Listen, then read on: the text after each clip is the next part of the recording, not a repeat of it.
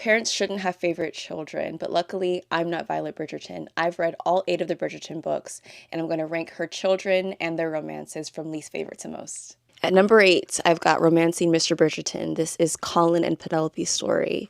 And while I love Penelope, I'm not the biggest fan of Colin. And if we're being honest, your feelings about each individual Bridgerton is going to impact how you feel about their story. So, sorry, not sorry. At number 7, The Duke and I, which is Daphne and Simon's story.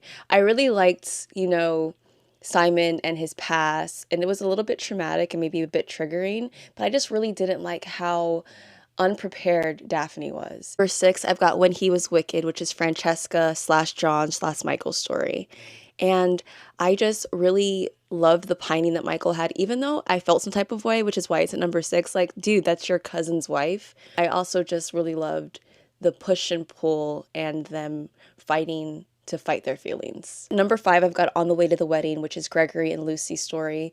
And I really fell in love with Gregory while I was reading Hyacinth's story, so I was so looking forward to it. It had a lot going on as far as the plot, lots of secrets and blackmail, and I think like the way that I got my heart pumping really made this one of my favorites. Number 4, I've got To Sir Philip with Love, which is Eloise and Philip's story, and I just really loved having the little ones run around, maybe me being a parent, and seeing Eloise fall in love with those children and Philip at the same time.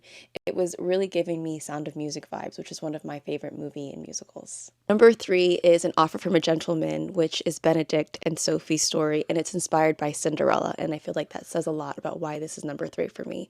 This is the season that's being adapted this month, and I can't wait to see how everything's going to come together. I loved how much I hated Sophie's family, and I loved how much Benedict and others fought for Sophie. Number 2, I've got It's in His Kiss, because I adore Hyacinth Bridgerton, and I adore her relationship with Lady Danbury and how similar they are. This is Hyacinth and Gareth's story, and Gareth is the grandson of Lady Danbury.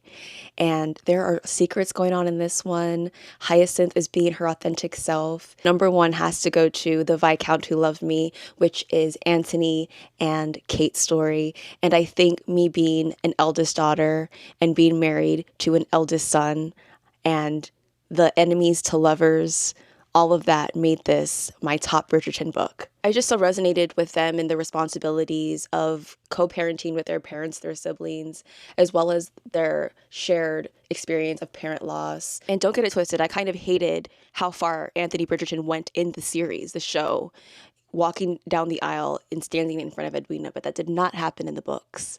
So don't judge me until you read the books, but that's my top book.